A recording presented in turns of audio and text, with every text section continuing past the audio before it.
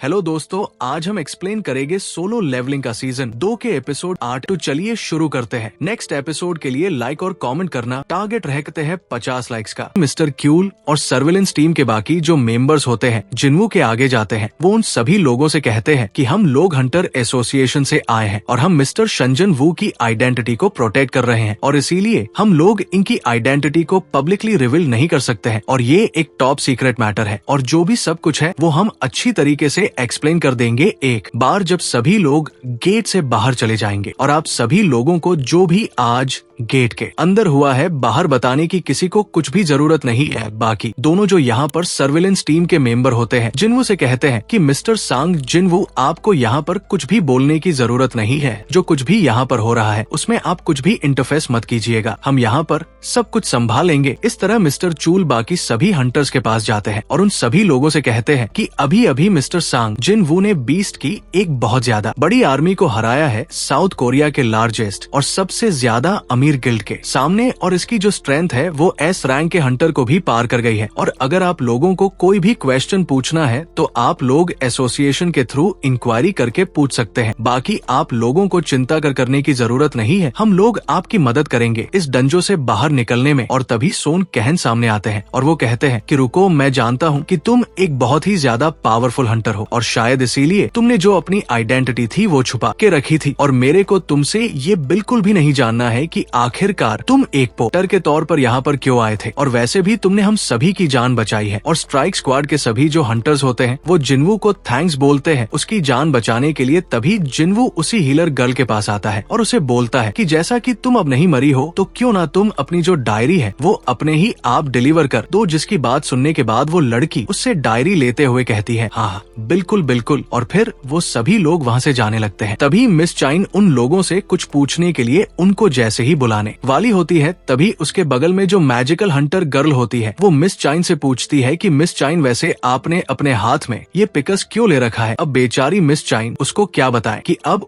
उनके साथ क्या हुआ था, जिस पर वो उसको कहती है अरे नहीं नहीं कोई दिक्कत नहीं है, अरे बस ये ऐसे ही। इसके बाद अगले सीन में हम लोग योजन को देखते हैं जो कि जिन्वू का इंतजार कर रहा था। तभी जिन्वू वहाँ पर आ जाता है। योजन जिन्वू को कपड़े देखते हुए कहता है कि सर आपके कपड़े। जिन्वू उसको बताता है कि मैं डायरेक्टली डंजो से यहाँ पर आया हूँ तो इसलिए मेरे कपड़े कुछ खराब हो रखे हैं। योजन भी काफी ज्यादा हैरान होता है, अपने मन में सोचता होता हम तो सर अभी भी डंजो में जा रहे हैं अपने आप को ट्रेन करने के लिए, ये तो काफी ज्यादा अमेजिंग है। जिसके बाद योजन उसको सारी बातें बताता है जो भी उसके फादर के साथ हुई थी। जिसकी बात सुनने के बाद जिन कहा था अच्छा तो तुम अपने फादर के साथ नेगोशिएट करने की कोशिश कर रहे थे, लेकिन तभी वहाँ पर मवान आ गया और उसने वो सारी बातें बता दी जो भी रेड गेट के अंदर हुई थी। जिन्वू अपने मन में सोचते कहता है कि आखिरकार उसने ये सब कुछ क्यों किया। जिसके बाद जिन्वू उसे बोलता है तो तुम ये कहना चाहते हो कि अगर तुम यूजीन गिल्ड के मास्टर बनना चाहते हो तो तुमको मेरी जरूरत है, चलो ठीक है। इसके बाद अगली सीन में हम लोग व्हाइट टाइगर गिल्ड में मिस्टर चोई को देखते हैं जिसको सॉन किहन सारी बातें बताता है जो भी उसके साथ डंजी में हुई थी। जिसकी बात सुनने के बाद मिस्टर चोई कहते हैं क्या मिस्टर सांग जिन्वो ने हमारे रेड्स को ज्वाइन किया था तो तुम्हें कहना चाहते हो कि कल वो माइनिंग टीम में था और आज उसने तुम्हारा स्ट्राइक स्क्वाड का बैग उठाया। मिस्टर सॉन कहन तुम समझ रहे हो, तुम क्या कह रहे हो। जिसके बाद ऑन कन उसको और भी सारी बात बताता जो भी सब कुछ हुआ था। वो कहता कि हाँ बिल्कुल सर, मैं सब कुछ आपको सही बता रहा हूँ जो भी वहाँ पर हुआ था, लेकिन वो ऐसा कुछ भी नहीं चाहता था कि वो हमारे रेड में इंटरफेस करे, लेकिन सिचुएशन ही कुछ वहाँ पर ऐसी हो गई थी कि उसको इंटरफेस करना ही पड़ा। मिस्टर चोए भी अपने मन में सोचते कहते हैं कि क्या वो मल्टीपल बीस्ट को समन कर सकता है और वो एक ऐसा टाइप हंटर भी है और उसके पास ऐसी एबिलिटीज भी है कि वो मरे हुए बीस्ट को अपना सोल्जर भी बना सकता है। ये तो कुछ पावर्स ही है जो कि उसने हमारे सामने रिवील की है, शायद उसके पास और भी एबिलिटीज हो जो कि वो हमसे अभी छुपा रहा है। जिसके बाद मिस्टर चोई यहाँ पर मिस्टर सॉन कन से पूछते हैं कि अगर वो इतना ही ज्यादा पावरफुल है तो तुम्हारे कंपैरिजन में वो मेरे से कितना ज्यादा स्ट्रांग है। मिस्टर सोन किन उनसे कहते हैं कि रेड के दौरान हर किसी को अलग अलग रोल असाइन किया जाता है ताकि वो इस रेड को बैलेंस बना सके। तो अगर एक हंटर की कोई कमजोरी है तो वो दूसरे हंटर का स्ट्रांग पॉइंट हो सकता है और इसीलिए हम लोग रेड के दौरान रोल्स को डिवाइड कर देते हैं 3 मेन कैटेगरी में, अटैक, डिफेंस और सपोर्ट। और बिना इन तीनों पोजीशन के एक साथ काम किए रेड को सक्सेसफुली कंप्लीट कर पाना बहुत ही ज्यादा मुश्किल होता है और जो पूरी टीम है वो खतरे में आ सकती है। ये सब कुछ तो एकदम सीधी बातें लेकिन वो हंटर तो एक्स्ट्राऑर्डिनरी था मिस्टर चोई, तो क्या आप ए के रैंक के डंजो को, जो कि सबसे हाईएस्ट लेवल पे हो, अपने दम पर क्लियर कर सकते हैं? जिसकी बात सुनने के बाद मिस्टर चोई भी अपने मन में सोचते हुए कहते हैं, इससे कोई भी फर्क नहीं पड़ता कि मैं कितना ज्यादा ताकतवर हूँ, ये बहुत ही ज्यादा कठिन हो जाएगा मेरे लिए जब मेरे ऊपर एक साथ काफी सारे बीस्ट अटैक करेंगे। ये चीज मेरे लिए नहीं, किसी के लिए भी कठिन हो सकता है। जिसपे मिस्टर चोए उसका जवाब देते हुए कहते हैं, हाँ, और ऐसा लगता है कि जो मेरा टाइटल है द अल्टीमेट हंटर, ये अभी एक जोक बन के रह गया है। जिसपे मिस्टर सोनक से कहते हैं कि मिस्टर चोई, मैं आपसे ये नहीं कहना चाहता हूं कि आप हमारे गिल्ड को कैसे चला रहे हैं, कैसे नहीं चला रहे हैं, लेकिन मैं आपसे एक चीज कहना चाहूंगा, किसी भी हाल में मिस्टर सांग जिनवू को रिक्रूट कीजिए। मिस्टर चोई भी कहते हैं, हाँ चलो ठीक है, मैं अपना बेस्ट दूंगा। इसके बाद अगले सीन में हम लोग काफी सारे रिपोर्टर्स को देखते हैं जो कि किसी का इंतजार कर रहे होते इंटरव्यू लेने के लिए। तो असल में इस कार के अंदर मिनसुंग बैठा हुआ था, जो कि अपने आप को काफी ज्यादा पावरफुल समझ रहा था। तो यहाँ पर वो बस इन रिपोर्टर्स को देखकर काफी ज्यादा खुश हो रहा होता है। और तभी यहाँ पर एक दूसरी कार आके रुकती है, जिसके अंदर से मिस्टर बेक और मिस्टर चोय निकलते हैं, जिनको देखकर सभी कैमरामैन जो होते हैं वो इन लोगों की फोटो लेने लग जाते हैं।